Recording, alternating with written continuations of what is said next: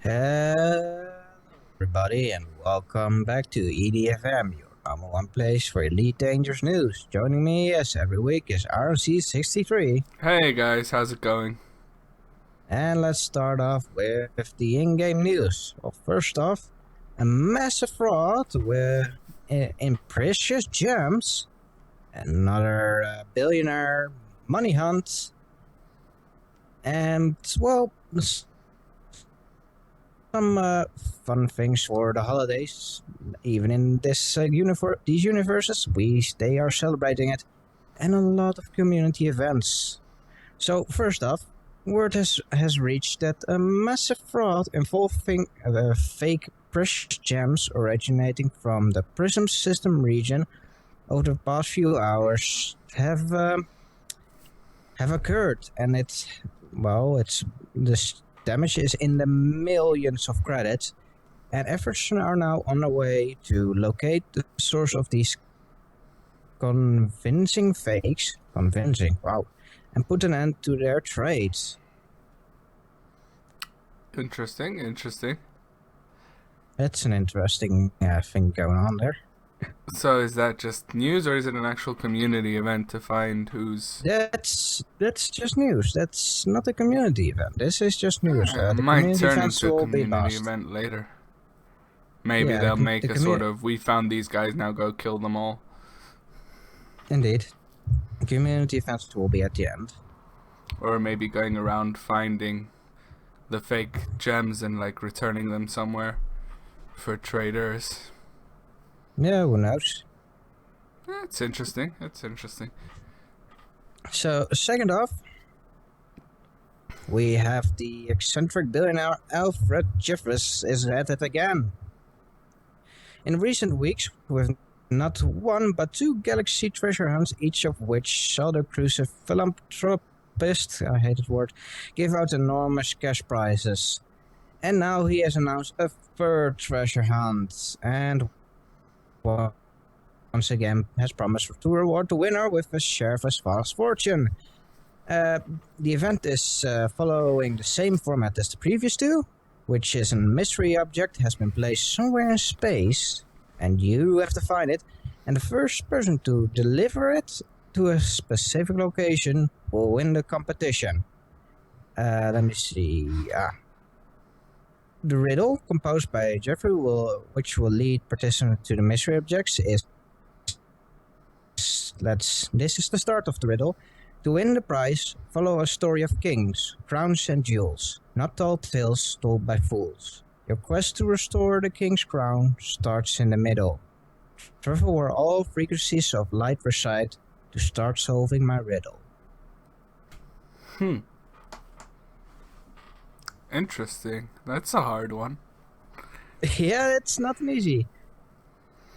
Where all frequencies of light reside, that's probably a black hole.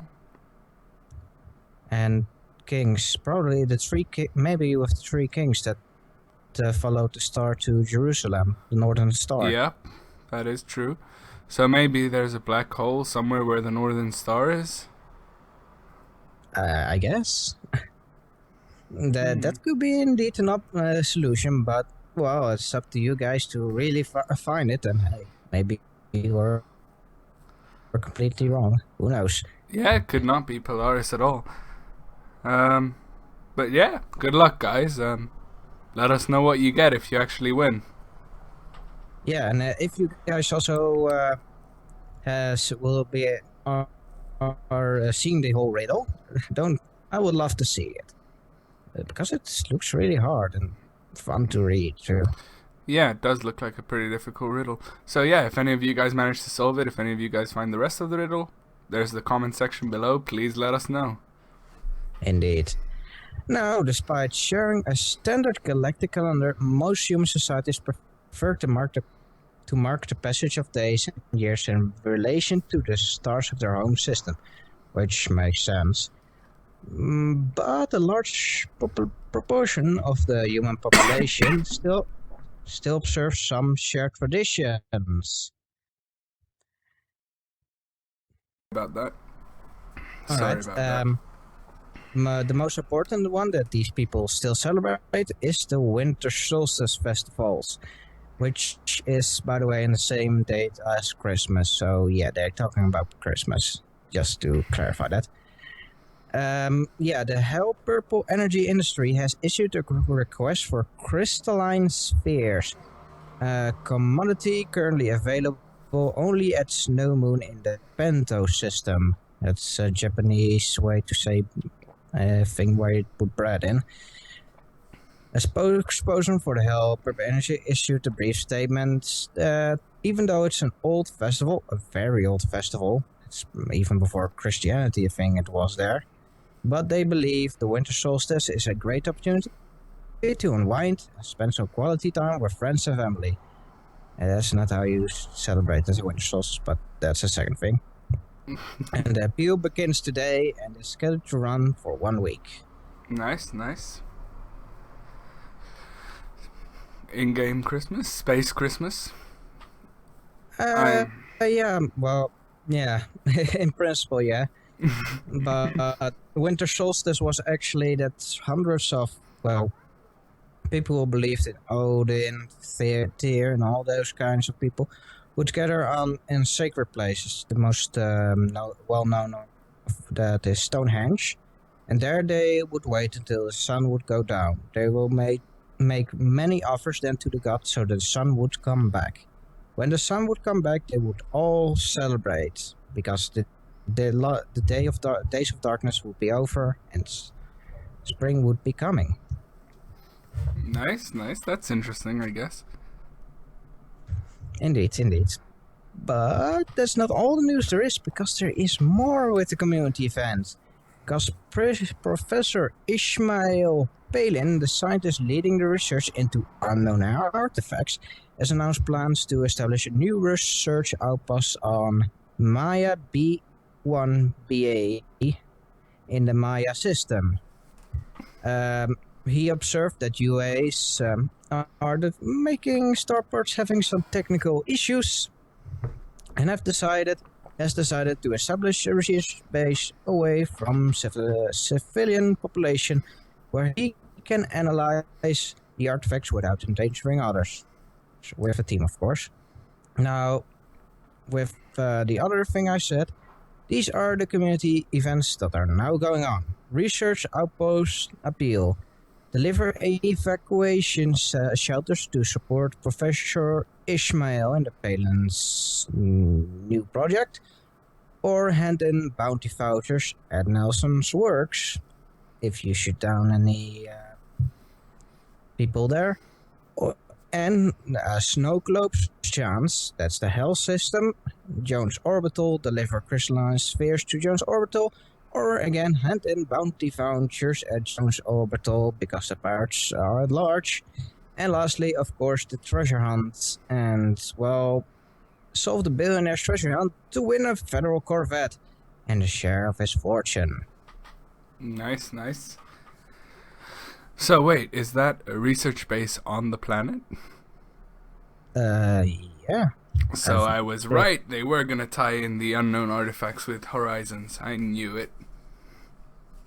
Yeah, it seems so. I can't read here anything about not being. Yeah. It seems that he's gonna make a new base on the planet. Ha! I knew it. No.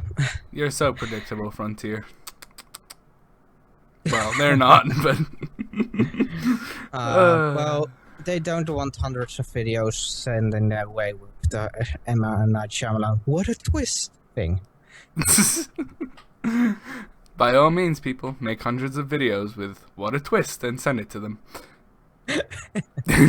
I'm sure Frontier will appreciate it.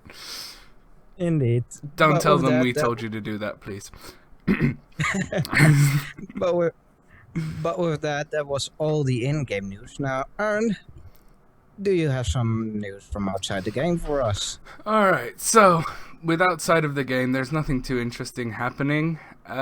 With most of the news this week being an overview of what happened with Season 1 of the game, Season 1 being the first year of the game, from it getting its Kickstarter funding, to the first release of the betas, to the first community goals ever ever added into the game, to power play in the Horizons update. Other than that, there's only one actual piece of news about the game, and that is that with Season 2 coming, they're going to elevate a minor faction in the game to a power. They won't tell us which faction, but they have revealed a list of some factions which are the most influential in the game, which will be candidates to be upgraded to a power, and these are the Sirius Corporation, Alioth Independence, Dukes of Jotun, League of Amemate, CD44 10336 Industries, the Dukes of Mikun, Eta Draconis Gold Visions Co., Nagi Union, Workers of the Manite Labor Union, and Marquise Dumas. Other than that, yeah, there's literally nothing that interesting happening outside of the game. I'm reading those names, and in these names I find multiple shoutouts to real life things. Marquis of the Dumas immediately rings a bell. Damn, I don't know where it's from again. Now, Dukes of Jotun. Jotun is an Old Norse god, so there's that. Nice. Yeah, I do see. I wonder which one they're gonna do. I hope they do Sirius, because I'm in pretty good with Sirius Corporation. Alright. Okay, are you gonna switch away from Hudson? I don't know. Maybe not. Depends what Hudson's gonna do for me. It doesn't. Yeah, indeed. But yeah, I'm glad to hear that there's gonna be a new major power, and it's also gonna be then make a question: how is that gonna influence the rest of the major powers? Yeah, it is going to be quite interesting. And I mean, does that mean that one power is going to be dropped and another one is added, or are they just going to add one extra power? Because if they add an extra power every so often, every 6 months, say, or every year, eventually the game is going to have so many different powers. Well, space is infinite, and for these major powers already here, it's gonna get harder and harder to keep all the space that they already have under control.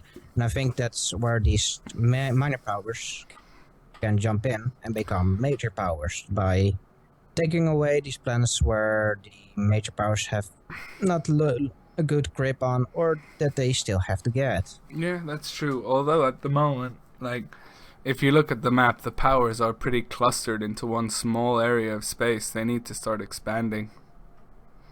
I guess maybe all these new powers will expand out, sort of build maybe in different areas or something like that. I mean, there's a few of these powers that I've never encountered, so I'm wondering if they're in places of space that we don't normally travel to. Mm-hmm. Indeed. Yeah. I'm glad to see this happening, and it will make the game more changing, I guess. I forgot the word for it.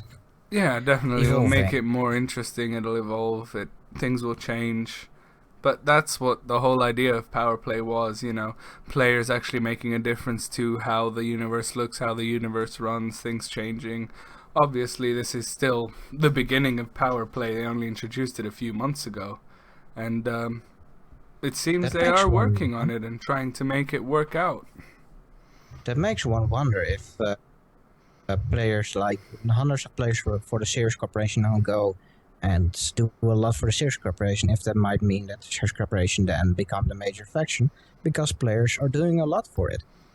You just said the players, the goal was to have players influence the major powers. So why not for the minor powers now as well? Yeah, definitely. I mean, I'm sure that if you help a minor faction out a hell of a lot, if, say, hundreds or thousands of players do everything for a minor faction, then it might eventually become a major faction, which adds an interesting dynamic to the game. Indeed. Maybe some things will fall out of power, or a war will break out. Only time will tell us. Basically, yeah. This is true. So if that was all, Yep, that's all. I've come to the end of my segment. alright, then with that said, that's gonna be the end of this episode of ADFM. Don't forget to press the like button, and if you want to see more, press the subscribe button. And we see you all next week. Yep, we will see you guys next week, and have a great Christmas, have great holidays, and we'll catch you on the other side.